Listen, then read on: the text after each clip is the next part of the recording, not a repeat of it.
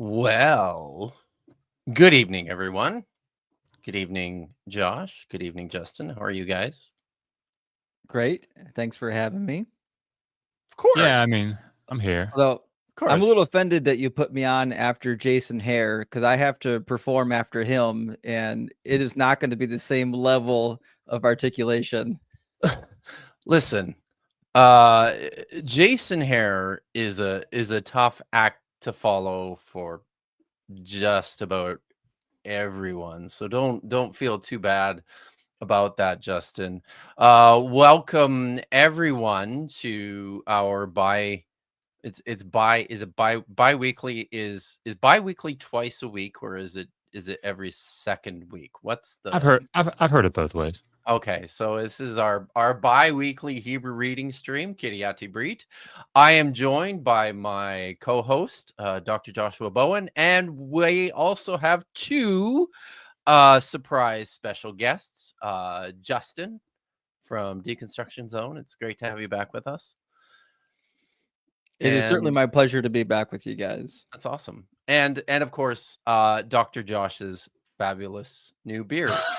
Which I'm like, who else is coming in here? Is David Falk going to pop in? Well, you never know. Guys! You never know when David Falk. It's not family, it's clan. Mishkapet. Thank you, David. Thanks. It's always great. It's always great when Dr. Falk weighs in on matters on matters of Hebrew grammar. I for one always really appreciate it. So, I'm upset we've been pronouncing it wrong all this time. Yes. Yeah. Me too. All right. So it's good to see friends in the chat. It's a little quieter this evening. Triceratops, good to see you. Hello, Baran and Domingo. What Josh is here. Yes, I know. It's that's offensive. Is it really? Is it? Well, no. I mean, tell us what you were doing 2 weeks ago, which fuck if I remember. You know, that's what I was doing like 30 minutes ago. Fuck if I know. So I was on the phone. I was on the phone this evening, finishing dinner, and the kids are just like screaming at each other in the background. And my friend is like, is that what it's normally like in your house? I was like, oh yeah, all the time. You just kind of just let it wash over you. You know what I mean? You just let it roll with it. Good to see you, Jackie. Randy Stevenson. Yeah, you've been around a lot lately. So 2 weeks ago, Josh was you were recording live with our good friend Dr. Jennifer Bird. That's right. That was a lot of fun. That was. Jennifer's always fun. Yes. So, all right. So good to see everyone here. We're reading. We're continuing in Numbers chapter 22 today. I think we'll probably finish it. I have high hopes that we can actually knock this out between the three of us in the space of the next 55 minutes. Well, probably 50 minutes if we're being realistic. Well, with the power of Josh's new beard, I think we got the extra push that we're going to need. I may or may not be creating a TikTok account for Josh's beard as we're doing this. This is the first time I've ever grown one. Like, this is the longest it has ever been in my life.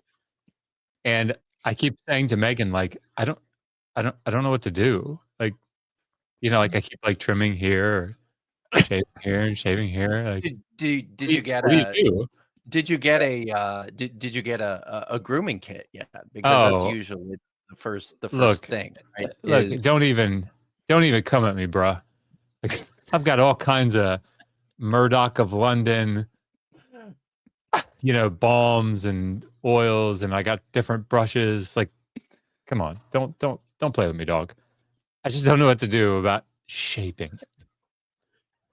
Well, I mean, whatever you're doing, it's Just gonna it's let working. It's working. I tell you, the most fun thing to do is when I put the lotion in, I go against it, right? And it puffs it out like this. And then I don't do anything. I just walk out. And I look like a huge chipmunk. And then the kids are like, oh, yeah, daddy. It's really great. So, Okay. but it is 100% true. Your beard is its own entity. It might even make an appearance in this story. I'm not sure. We should probably read it to find out. I'm fairly convinced though that if it had made an appearance in the earlier parts of the story, like that donkey just would have plowed right through the angel of Yahweh. Just full steam ahead. So, all right. Well, I mean, since you were absent last time, maybe you wanna get us moving here, Sure. Josh. Let me just. I usually do the format here. This is a public service stream in which we read Hebrew text and we parse verbs and talk about syntactical features and kind of nerd out about the language and answer interesting questions.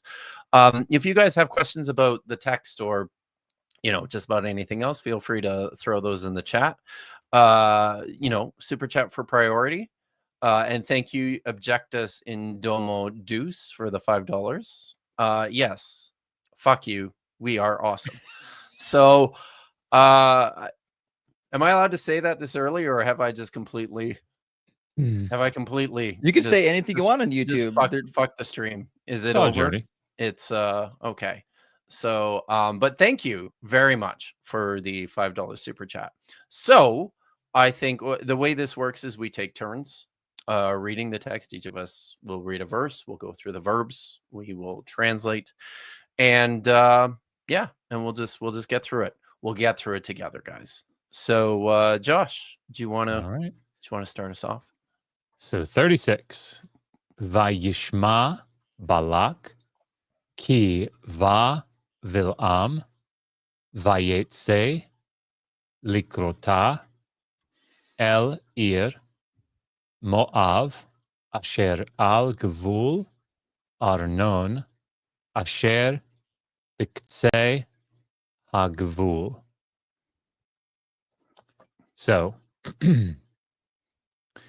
then Balak heard that Balaam had come, or maybe was coming, but probably had come. Now, I don't know. It could be the participle or the perfect. I guess it could be. That's true. Yeah, I had confusion myself. I was hoping you could clarify, but I think to answer it, we'd probably have to look at examples, count the examples of when a form follows key. Mm-hmm. But let me see. Maybe it'll clarify as we keep going. So he went out to meet him to the city of Moab, which is on the border or boundary or whatever of Arnon, which is at the end of, or the extreme end or whatever of the boundary. A lot of detail about where exactly it is. But I think the point here is it's right out there on the edge. It's the hinterland. All right. So Kal Vav consecutive imperfect, they're masculine singular from Shema. This is either a Kal perfect, they're masculine singular, or a Kal active participle, masculine singular. So, this form of the middle week looks the same whether it's active participle or third masculine singular. However, if you had the feminine, third feminine singular, if the accent's back here on the penultimate syllable, that means that this is the perfect. If it's not, if it's here, this is the participle. So you would get ba, ba'a, ba'im, ba'ot. But if it were the perfect, it would be ba'a. So that's in the perfect is when in the third feminine singular is when you can distinguish it, but unfortunately, the third masculine here. So this is either Balak heard that Balaam was coming, so like, video camera. I don't know why I use this as the video camera, but like he's coming. You can see the movement, or it's he had come, like he had arrived. So he went out. This is a Kal Vav consecutive imperfect third masculine singular from Yatsa.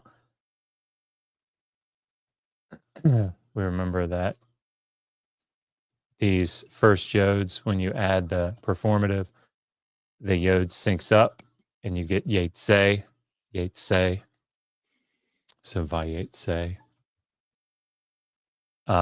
So this is Likroto. This is from Kara, to call, to summon, to meet. But this is the third, masculine singular object suffix, which, on the infinitive here, it's for the purpose of meeting him, to meet him. And then you have like other phrases about the direction, so to the city of Moab. I'm assuming this is like deleted in some of the versions. Yeah, but this is in construct. Sorry, I'm just trying to think of things to say here. But yeah, I don't know. The Arnon is like there on the east side of the northern part of the Dead Sea. So it's like that whole opposite Jericho region. But I don't know. What do you think? I'm always impressed with these very clear signs of precise geography in text like this, which provide a strong indication as to their historicity as eyewitness reports. Well, if you've been around the apologist scene long enough, you know that every word is true, inspired by God, and there can't be a single error in it. So, right, if we can't determine where these cities are by the Bible, we just don't have any other guide. I mean, this word actually means Jesus. So I don't know if you guys know that. To meet him in the air. In the air. Do you see that? Air. Brilliant. Mm-hmm. Brilliant. Yep. You found it, man. I think you should just That's maybe my next ETS paper. We should just maybe quit the stream now and go and start a mega church. It's amazing. Just amazing. All right. I just reconverted. Oh, yes. Of course you did. Excellent. All right. Okay. I will I'll continue with verse 37. Give Justin some time to psych up to his Hebrew chops here. Yeah, that's right. Okay. Vayomer Balaq el Bil'am. Hello, shalachti elecha likro lach. Lama lo halachta elai ha'umnam lo uchal kabedecha. All right. So Balak said to Balaam, did not I send to you to invite you? Something to that effect. Mm-hmm. Why did you not come to me? The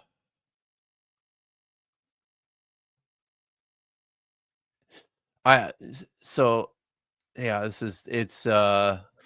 whole just looking at form how I translate. It's a little odd here. So I actually I translated this as seriously, Right. I think this works here.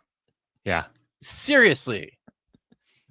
Am I not able or in a position of to bestow upon you honor, of honoring you?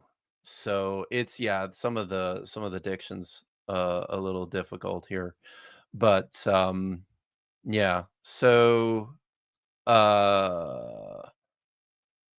just making sure I got everything here. All right, so we've got, of course, the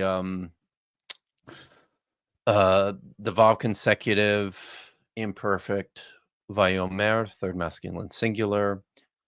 We've got this construction here, and you'll notice how I pronounce this, right? Shalowach, shalachti. Pay attention.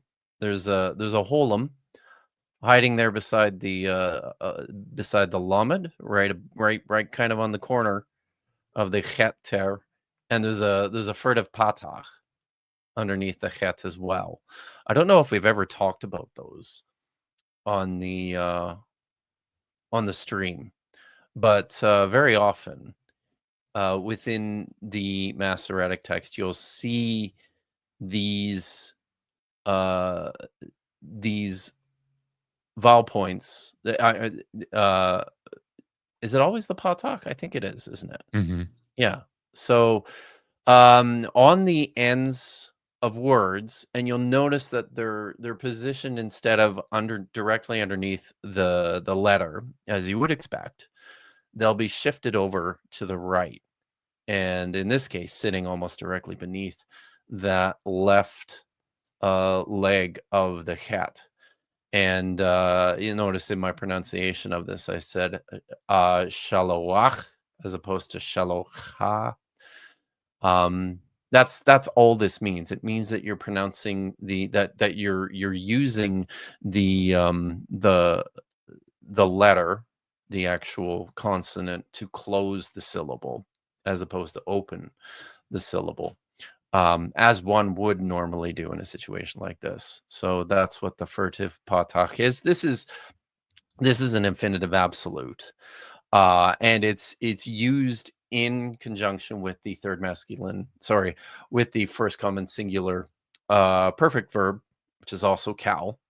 Both of these are from shalach, meaning to send.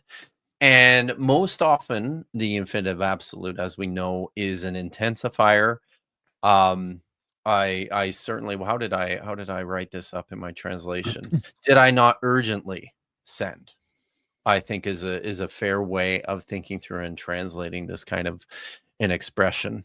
So yeah, so there we go. Also, infinitive absolutes, when they're used in this kind of a construction, they're very difficult, by the way, for the Septuagint translator to figure out and know what to do with, which is, why he was writing. Never mind. Sorry. Isn't that because the Septuagint was first? It was first. It was first, right? So, Case I'm closed. I'm just trying to cover for the obvious here. So, but in usually these forms will agree in their conjugation, but not always. So, but this, you'll notice this time both of the forms are kal. That's usually how they will appear when you see them. So, all right, now we've got le cro, which is an infinitive construct now, appended by the prefix lamed from kara, meaning to invite. We've got halachta, a perfect second masculine singular from halach, meaning to go. And then we've got uchal, which is a first common singular imperfect. This is a first yod verb from yakal, meaning to be able. And in the imperfect, this is what happens. The first yod will turn into a Shurik for the aid of pronunciation. So Josh is just showing you what this looks like on our paradigms. And then we have kabadecha, which is a PL, infinitive construct with a suffixed second masculine singular pronoun on the end. Now, something else I want to point out here. We recognize the PL in this instance. There's a couple things that you can see. The vowel pointing helps to show that right away with a patach underneath the cough, the pretonic. Is that pretonic or the propretonic syllable? I think that's the propretonic syllable, isn't it? And then the yeah, it is. It's propretonic syllable. So, and then also the doggish forte in the bet. This is the second letter of the root. And notice also what that does to the pronunciation of this, because it's a doggish forte. The shava in this case must be a vocal shava as opposed to a silent shava. And this is from the root here. Kavod means to be heavy or to honor. So there we go. That makes sense, doesn't it? That does. No. One page is going this way to close the. Oh, I get it. One Yeah. page is No, going that's this way to good. open the next one. I like it. Okay, that does make sense. You're right. Nicely done. Okay. I think that's that. You Nice guys job. have anything else to say about this? Oh, did we catch the interrogative there? The interrogative hey with the the composite schwa. What do you call those things again? My brain That's is. it. I'm really tired today, so It's I'm like, yeah. So the the composite schwa with the patach. Now this is also one, isn't it? That's true. Yeah. No, that's a good point. So and it doesn't have it. Yeah, So I what the wonder hell if is it's that just about? because there's so many syllables. I'm not sure. Could be. Maybe it's just a straight form. Maybe one of the smarter people in the chat can help us figure that one out. I think. I mean, I'm pretty sure that Umanam always has it, but it doesn't always have it directly attached to it. Like you can have it a word back or so. Yeah. So I don't know. No, that's fair. Right. Okay. Cool. So, okay, I think that's that. Are we good? Is everyone good? Yeah. I Okay. think so. Awesome. All right. So right, I'm Justin. on 38, right? Yeah. All right. Vayomer Bilam El Balaq Hine. I learned in Hebrew school. You have to do this when you say Hine. Is that it? All right. Sorry. Hine Bati or Vati Elika Ata.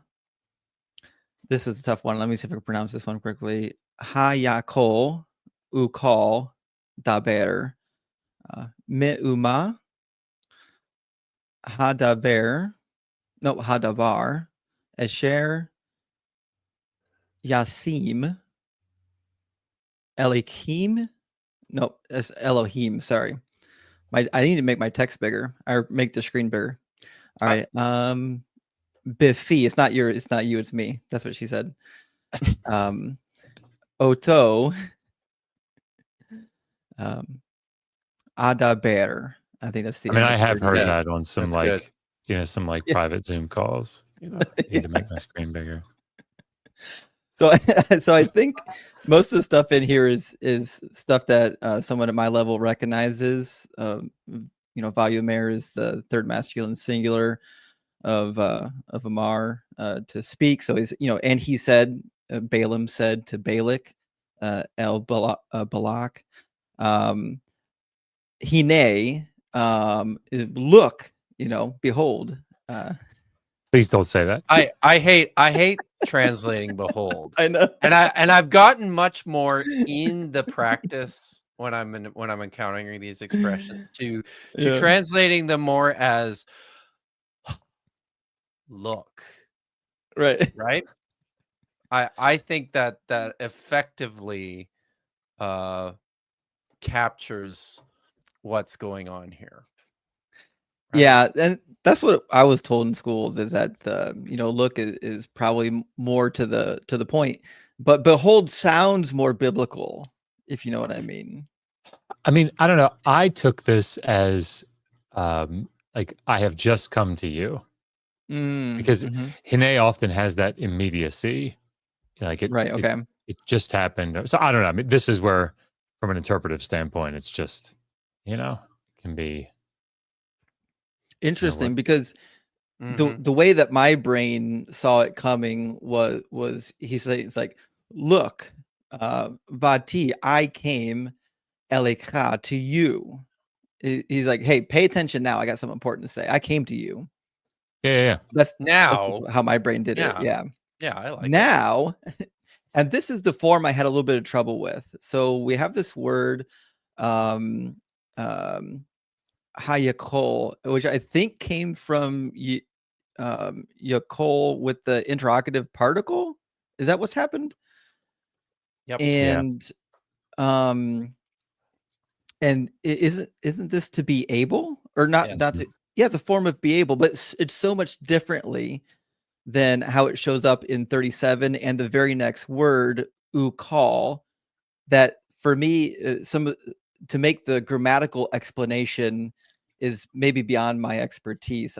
I can tell you like what the word means because it fits the story, but I can't explain the grammar.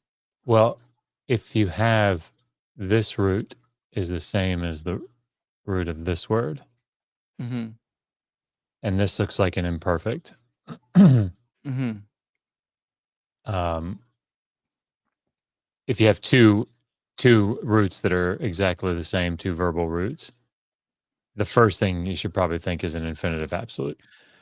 Well, see, that's what I thought was the first one looks like an infinitive. It's got the typical infinitive form. Mhm. So it sounded like what we found in the prior passage where he says, indeed, Yeah. did I send? So it seemed to be an intensifying thing. Yeah. Same thing Like, with, in so the how day would that you you eat of it translate? surely. Just translate, without the Mhm. infinitive absolute, just translate from here forward for a minute. Am I certainly able? Is that pretty close Yeah. to So it? I mean, That's all like, right. the what he's saying here in the sentence is, it's sort of rhetorical. Obviously I'm not able to say anything I want in this context. I'm only able to say what God puts in my mouth. So, like, can I say anything? Can I say anything that I Mhm. want? The intensity here is, I think, he's just said, I'm able to honor you. It's like, well, am Right. I able? What am I able to do? I'm only Mm, able that's to good. say what God tells me. Yeah, I like that. Okay, I like that. That makes sense in my head. That'll preach, Um, I know. Well, and that fits with the next. So the next word is deber, which I believe is a PL infinitive, right? Correct. Um, and then I actually had when I was reading this earlier, I was like, I don't actually recognize this word. I had to look this one up. Me'uma Mm-hmm. isn't that doesn't that I don't recall seeing that very often, but best I can tell, this just means like anything or a Mm-hmm. thing or just you know Yeah. something. No, you're on the right It's track. like Yeah. anything. Yeah, it's like Yeah, that. me'uma. Yeah. So is it am I able to speak any word? Hadabar, any word? Is he asking if he's able to speak any word at all? So I think the me'uma because of this etnachta here, this is the end of that phrase. So Yeah. am I able to speak anything? Anything? Yeah. Then Okay. this is The new emphatic. one. I think Yeah. this is fronting of the Oh, object. that makes sense. Yeah. The yeah. word, like only the word that God Okay. sets in my mouth, that I will speak. That reads much better. I like that. Okay. And then you have to end it with bitches. You know, I'm just kidding. Mic drop. Right, mic drop. That's better. Walks off stage, kicks donkey. Kicks.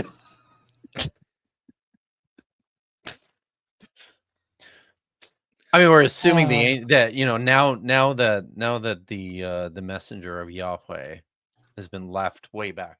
Yeah, he's sitting in the path going, damn it, how did he get by me? Yeah. So Hadabar is just Hadavar is just a noun here, acting as a noun. So the word which Asher Yasim,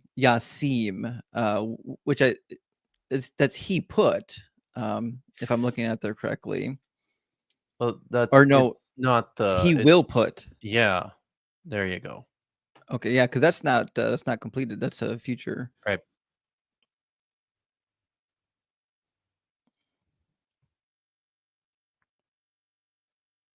And then Yasim. So these are just imperfects. Middle Yeah. weeks.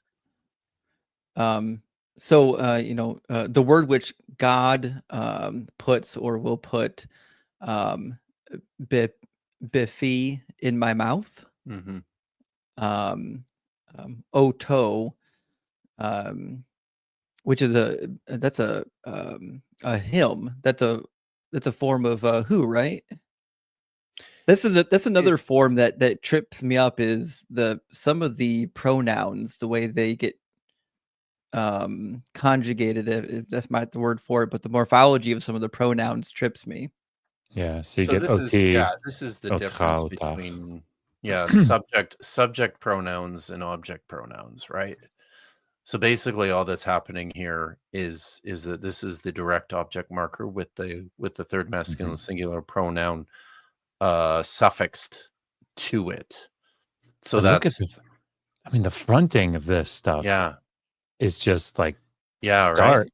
Because your normal word order, right, is Yeah. verb, subject, object. The object here is at the front. So can I say anything? The word that God will set in my mouth, it I will say, or I will speak. Yep. That makes more sense. My brain was reading him, but that doesn't really fit with the situation. And then obviously ends with what Adaber, which means that's a PL. It's got the Dagish and the debate and the format of a PL, first person, it looks like. So it looks like an imperfect first person PL. I will speak, or it sounds, or I must speak if it's in the PL stem, right? Or like I have to do it. Well, it's tough because Good. No, I was just going to say it's difficult in this instance because I'm fairly sure that devar as a verb most often takes the PL. So this is like okay. It's like there's some of these verbs, right, which for whatever reason will just take they won't ever occur in the call. Okay. This is one of them. As far as I know, I don't think it ever occurs in the call. If it does, it's not very frequent. Yeah. So and there's other, like there's what's like another good example is the verb shava, meaning to make an oath. Only ever occurs in the nifal.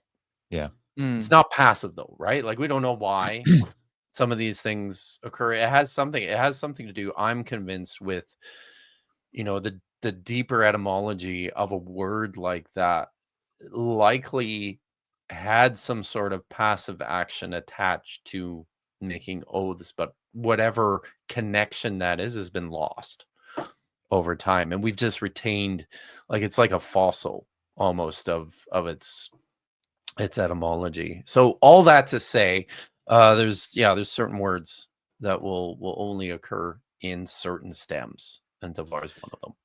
I think that's really demonstrates why it's important to have specialized, to be a specialty in these languages, because a novice like me would look at it and say, oh, well, I've got to find a way to intensify it. It's in the PL. Whereas somebody with your guys' level, you just kind of know. I mean, I think the key is if you don't have this training, you won't recognize the special form of the diacritic. So it's true. It's very true. I mean, it just means that all people are equal under God. Yeah, it's the image of God. That's what's in that diacritic mark. What it is is. a small It's version of the image of God. It's the Praise be He. You know, I mean, what can I say? It's just it's one of those kind of shows, you guys. The show today is no exception to some of the great work that I've done in the past. I love it. Would anybody object to me doing 39 and 40 just because they're both I mean, short? All three, but here's the thing, guys, like all three of these verses are just kind of short to finish up the chapter here. So but the only one of the reasons I'm saying that is I was trying to be subtle because Justin said he wasn't able to get this far, so I was trying okay. Wow. Way to call it out though, Kipp. I did. I can cold read one of these. It'd be okay. There's only 5 words in through. If Josh's beard really needs this much screen time, then have at it. You know what? I already made the TikTok account. Why don't you just do the rest of the chapter, my guy? All right. Vayelech Bil'am im Balaq vayavo'u kiryat chutzot.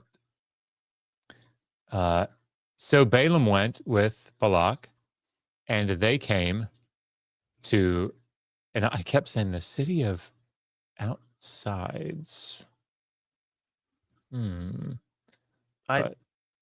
But it's not. I think that's just the proper. I think it's I think the translators all just call this Kiryat Chutzot. Like they just don't.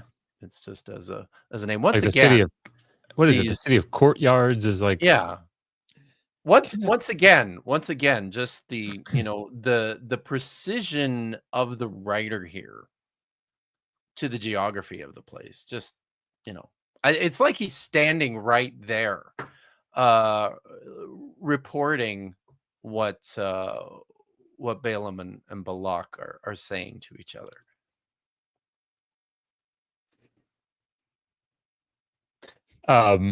Moses was there, wasn't he?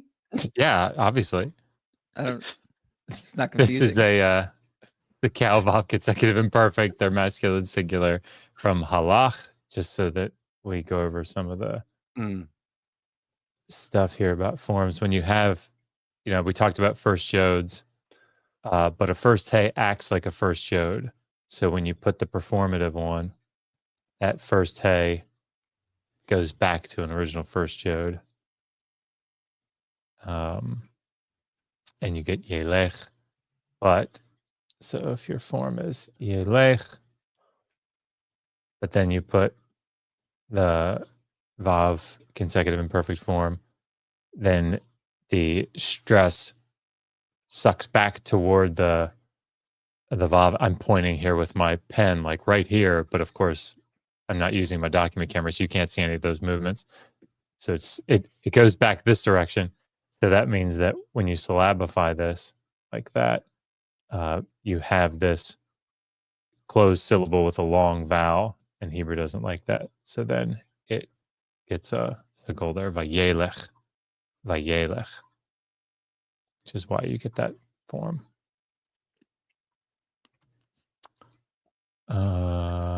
Vayavo'u is another Calvav consecutive imperfect, third masculine plural from Bo.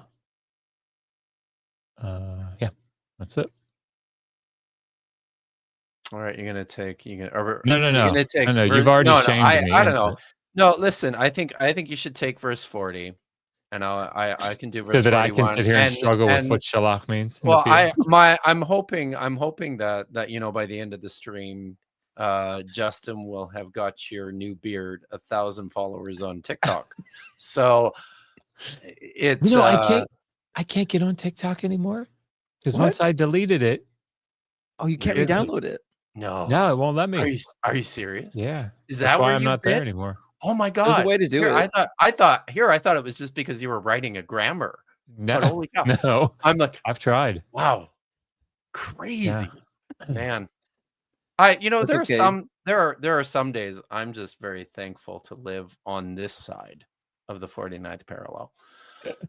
So Our yeah. Savior Trump will fix it. Praise be he. All Under right. his eye. All right.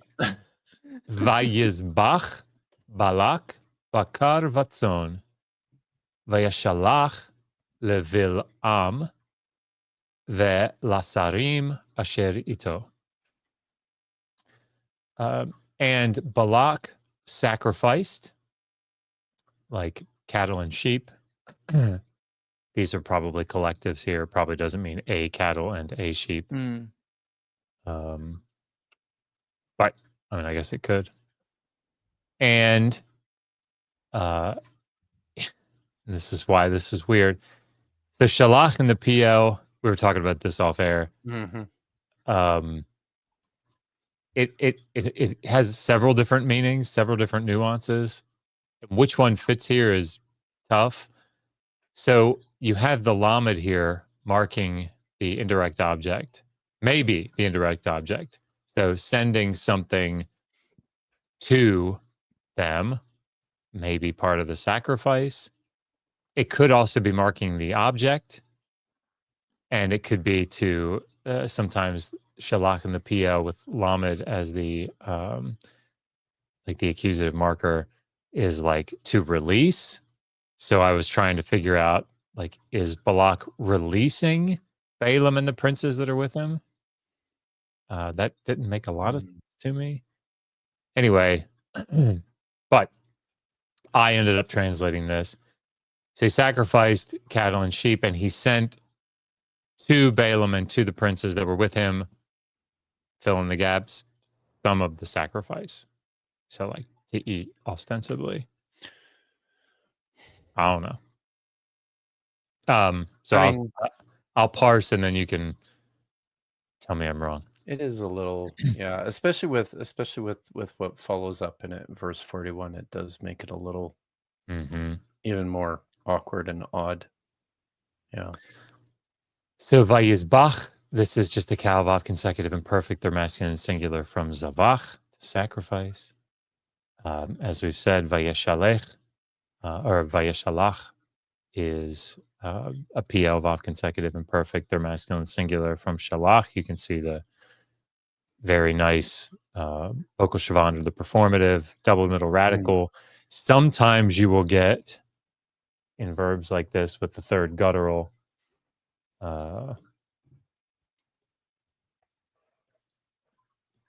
As Kipp was talking about that further patach, yeshaleach. But here, that guttural colors this vowel. So you get vayeshalach. Both forms appear. And then, that's it. Like, that is it. So, circling back on Shalach, it's interesting to me because if I remember the narrative correctly, they're Balak and Balaam are together, right? Don't they get together in verse? Balak and who are together? Let's see. Come out to me. 36. Balak and Balaam come and meet. That's true. And he talks. I mean, they talk to each other, right? Right. And there's a conversation. We're not told that they've separated. Yeah. But it reads like they're separated.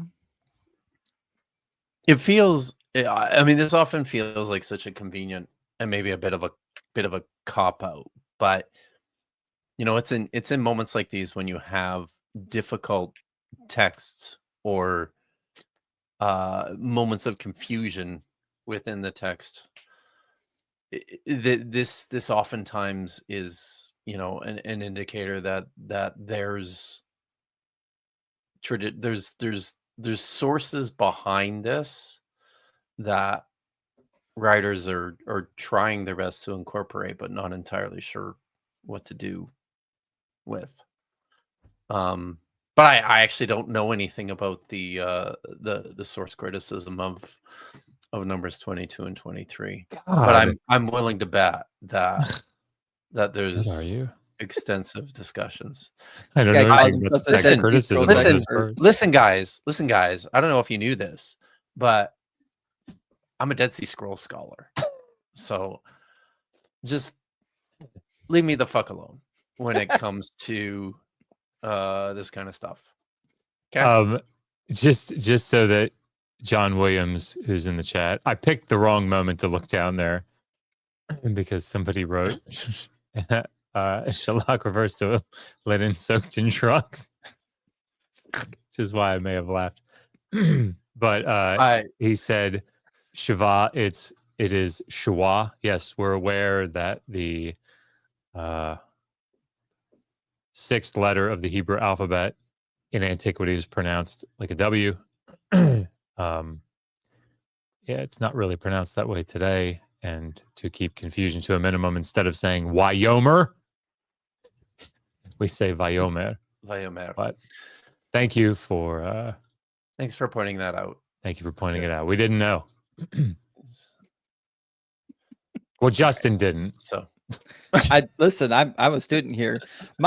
So when I took Hebrew, my first Hebrew professor was Eugene Carpenter, and he did kind of go over some of the nuance between like, hey, listen, a lot of times we say vav instead of wa, because it's simpler even to say it like modern Hebrew says it. But he literally warned us that eventually someone's going to correct you on that. So just be aware.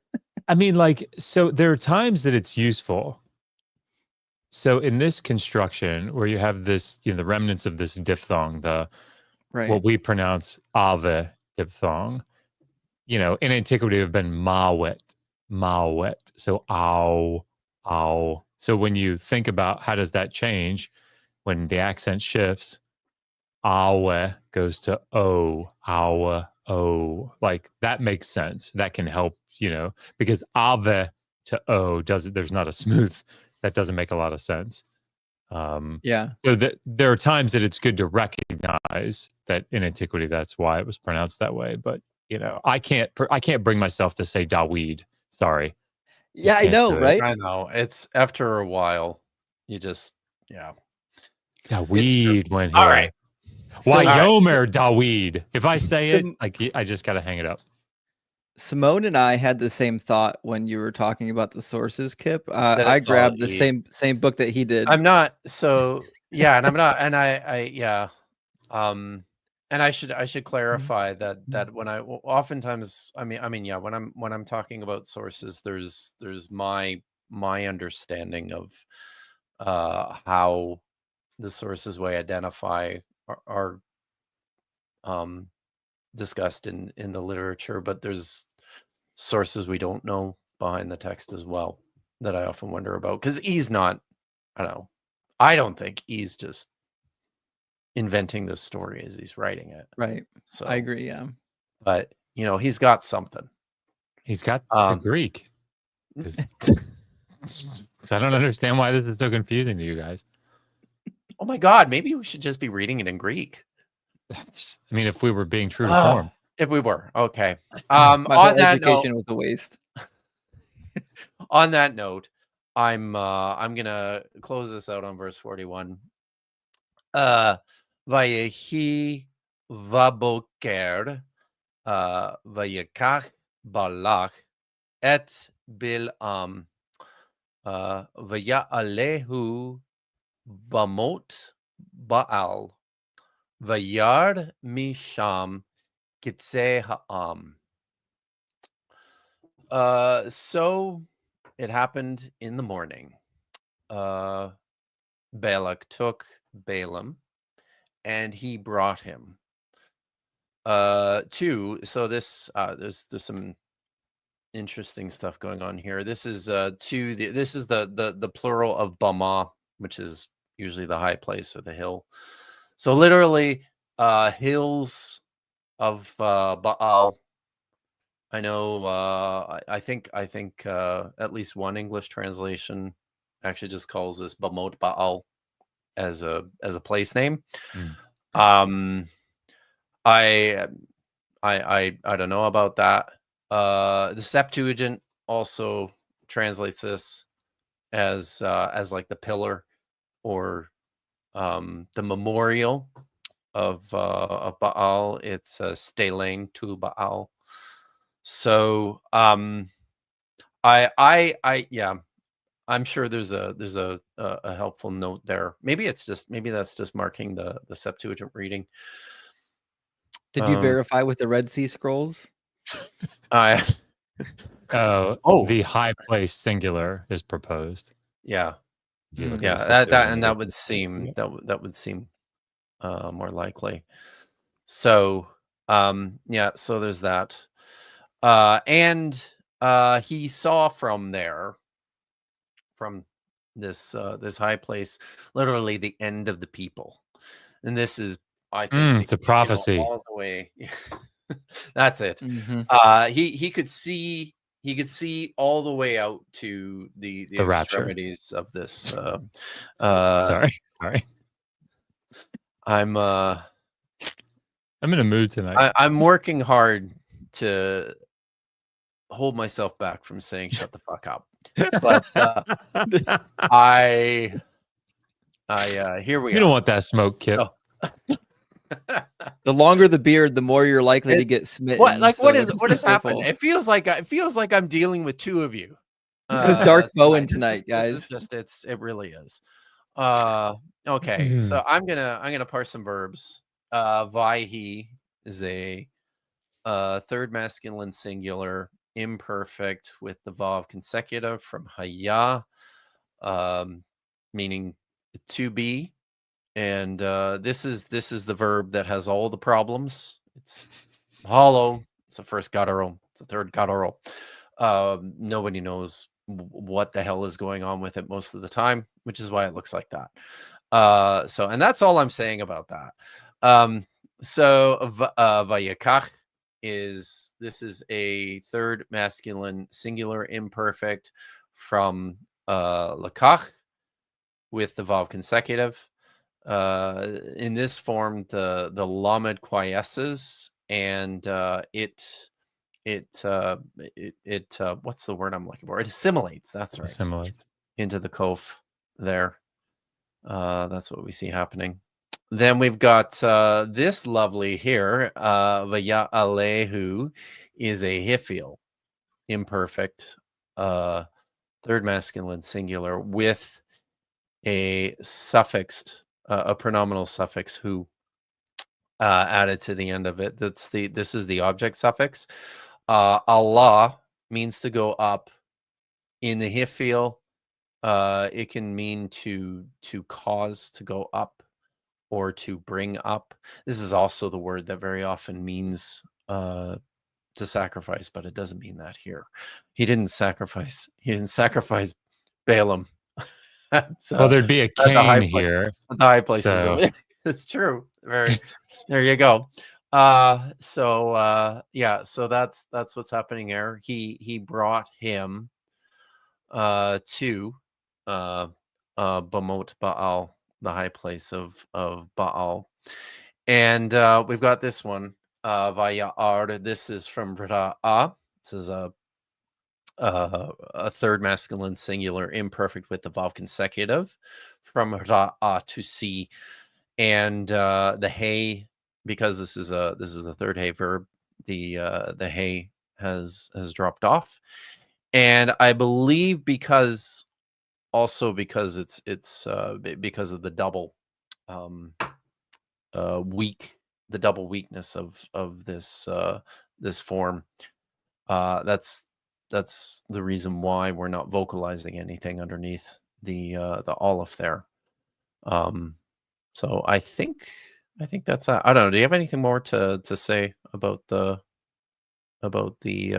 form of Vayar? Oh, I Josh? mean, it's Or- just so something like bana would go to evne, which would then in the third masculine singular be yivne, and I never leave myself enough room.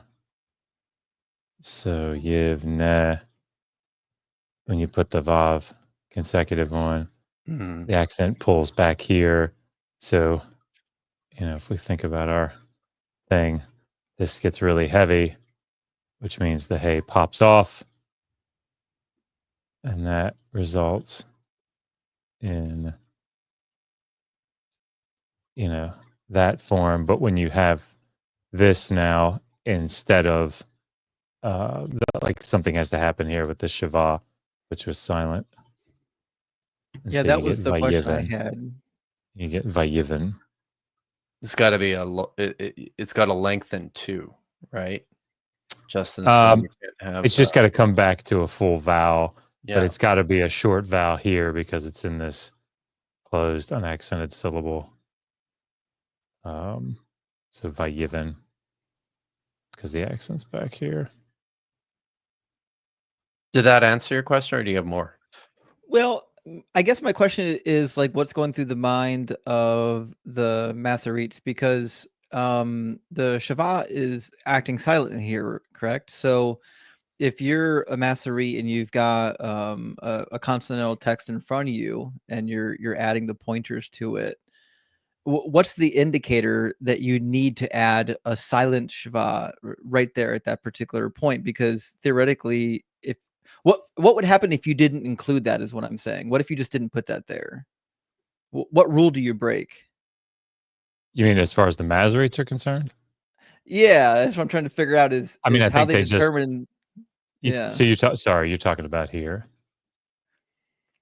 Yeah. So under the race, you get the silent Shva, and Yeah, I think they don't like leaving a consonant cluster like this at the end. that was my. That's not Mhm. Okay. that's not always true. Trying to think Is of it just uncomfortable to have two consonants in a row without some sort of a vowel in there? Or? that's what I would expect. I think when they teach this, they say this is just a weird, like it's in irregular form. But it's not that irregular. I may see it a lot, so Yeah. Right. Can't be that irregular if you see it all the can't time. be. So, yeah, Yeah. That's a good question. I mean, I suspect is. that's all it is Yeah. just this consonant cluster at the end. They don't like it, so yeah. yeah. But So that's there we why go. when you like look at the pointing of like Targum Onkelos, like they've got that. I mean, obviously this is Hebrew.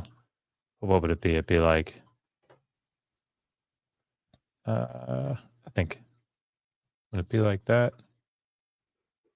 I'm sorry, not like that, like this. Now those are comets. They're like I think like that. I can't remember. It's been so long since I've read Make. Anyway. Jace showed up, and he's weighed in here. I'd also just think it's a form to memorize, but if there were no Shiva, it would feel really weird having so many letters unpointed. And then he follows up too, right? Like look what happens with the second masculine singular form, vatere. So, yeah. Yeah. I don't know.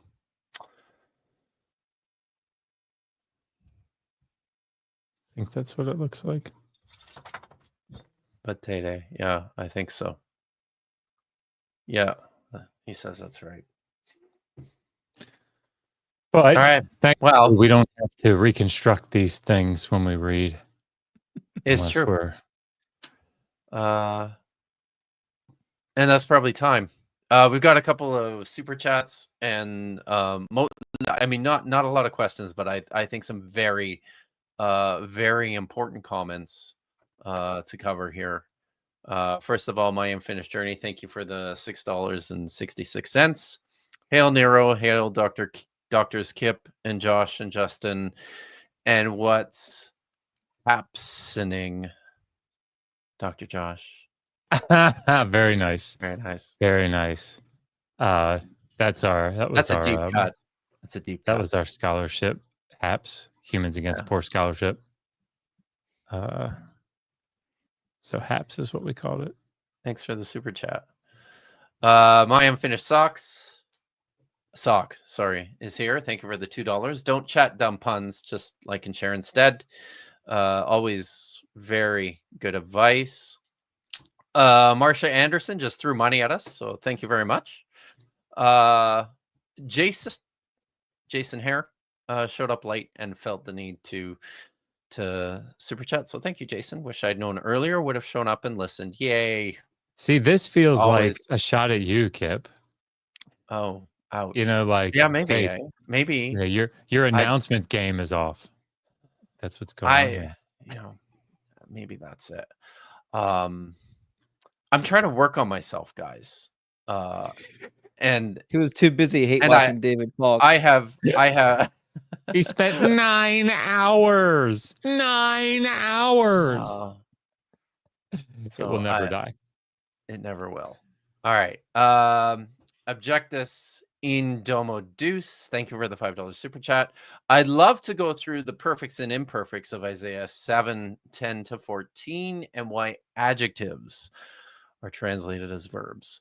That sounds like a worthwhile project. Maybe we should put Isaiah 7 on the list of text to translate. That could be fun. So You don't know anything about Isaiah. that he's the best. Isaiah scroll. Yeah, right. No, Finally, we can prove Jesus. These scrolls. We all know, guys. So, but there's been a lot of objectus in Domus Deus. Made some other important observations. Amon Hillman thinks that Josh's beard is on the purple, without a question. And of course, we all learned last week what that means. That you need to treat your beard with toothpaste. We all discovered last week what the burning purple really is. It's toothpaste. There you go. So that dog will hunt. It's true. Kavod. Some people might think kavod is Hebrew for Metallica, but I disagree. It's just not that heavy, guys. Come on. That one took me way too long. Well, we're gonna have to shave your beard off after not getting that one, Josh. Come on. If you don't get this one, then yeah, you got to shave it off. Hine is best translated as "fuck me." I'll allow it. Science Side Up says the beard game is strong. You. She's so amazing. I'm sorry. There's some. I was laughing inside as I was reading a bunch of these, and there's some. Poor Josh is lost because he has not been paying attention to what has been how he's been writing a grammar. Guys, give him a break. He has not been paying any attention at all to one David A.C. Hillman's glorious display of Greek incompetence. But listen, if you know, you know. So I hope most of you know. It looks like we got another one here. Samuel Hartman, thank you very much for sending money and not saying anything. So, but that's great. That sounded bad. Did it? I'm sorry. Thanks for sending money and not saying anything. I appreciate it. All of my girlfriends have said the same thing to me. Weird. Oh man. Oh dear. Oh dear. Right. Oh, yeah. Okay. I do need to say something about this then, because I always miss this kind of shit. Thanks, Jace, for pointing out it's Samuel's first super chat. Now I feel very bad. And I thank you, Samuel, and please don't let it deter you from sending another one soon. And I'll. This is just getting worse, isn't it? Maybe should we just go? Maybe we should. I don't know, but I have to point out that Domingo made a comment. Well, Josh doesn't know Greek like all Bible scholars, and I actually like this because that is definitely the way that I portray myself. So if people don't know, I have 6 years of graduate level Greek under my belt. But it's not. I don't have my PhD in it, so like I did my graduate training when I was an evangelical. So I'm afraid that when I comment on the New Testament, it's going to be colored by that. So I just stay away from it. Yeah, it's a good choice. I respect the choice, but I also think, oh, whoops, sorry. It's that one. I think you should say something about this. Yeah, I just finished. So we have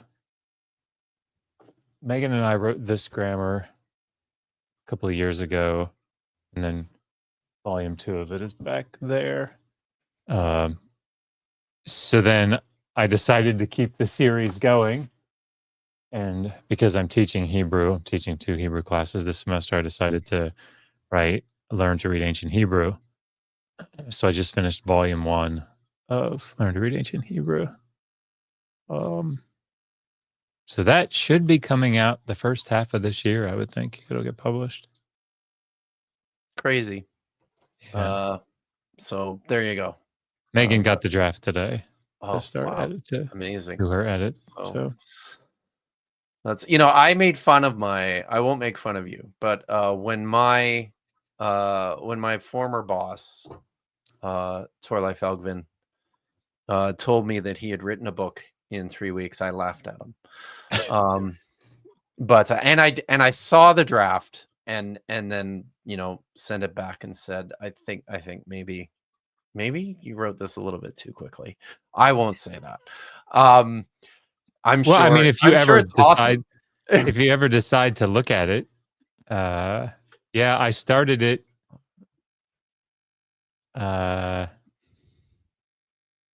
This is the beginning, like it was after the beginning of January. I remember when you told me I'm writing a Hebrew grammar. I was like, awesome. It wasn't last Sunday. It was Sunday before. It's nuts, isn't it? Yeah. It's just nuts. I'm sorry, guys. It's kind of crazy. So, but amazing. I'm excited, Josh. I'm excited to see your Hebrew grammar. Thank you. I mean it. I will actually look at it. I promise. You are on point tonight with the sincerity. Thank you for super chatting and not saying anything. I'm so tired. I'm sorry. All right. Justin, thank you for coming out. Let us know what's Should I just? Do you just want to do no, this I just show, think it's John? funny. Justin's like, I just realized Justin's just kind of been sitting there going, hey, I'm chilling. Hey, listen, I'm just happy to be part of the crowd, guys.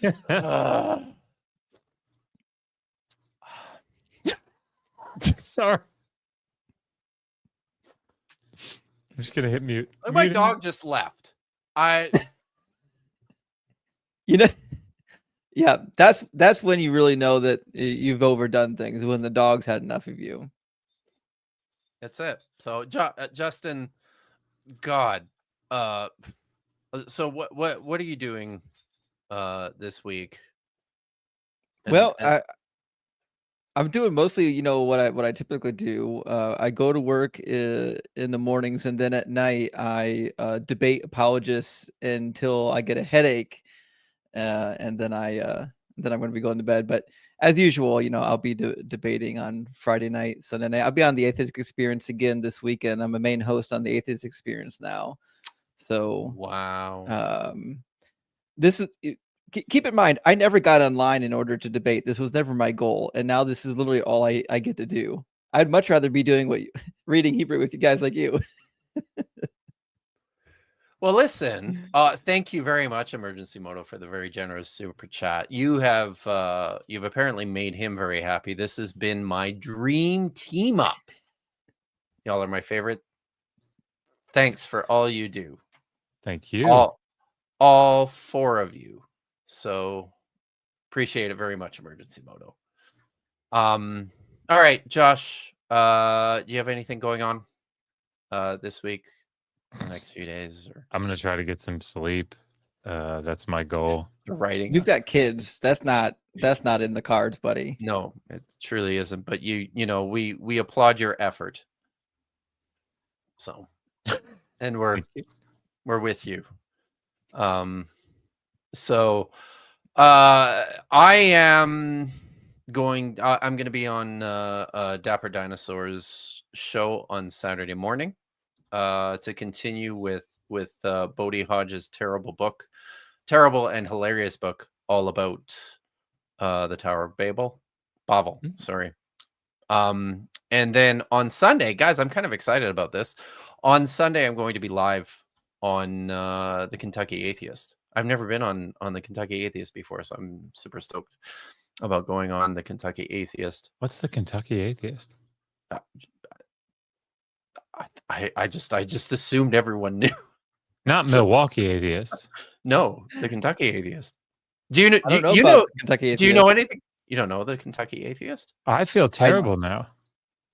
I definitely know the Milwaukee Atheist Club, though. No, it's not. It's not Lawrence. Lawrence. Whenever Lawrence asks, I just tell him to fuck off. So this is like when Oso said the Red Sea Scrolls, and I was just like, he must mean the Dead Sea. Look, you're scheduled for 2 p.m. It looks like. I am. So did you pull it up? I already pulled it up. Yeah. Oh wow. So I'm there you go, buddy. You guys should check out. I'm gonna go subscribe. The Kentucky. You should subscribe to the Kentucky Atheist, and you should watch his show because he was nice, and he invited me to come on and talk about things. Hey, we're live.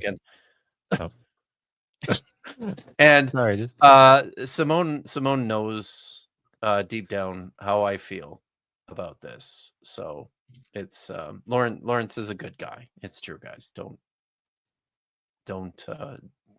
listen to me.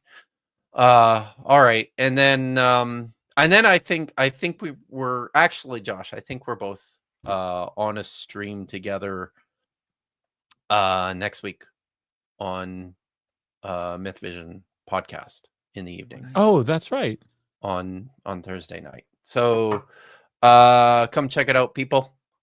Yeah. So I think that's it. This was like easily the worst ending of a show I think we've ever had. So I'm just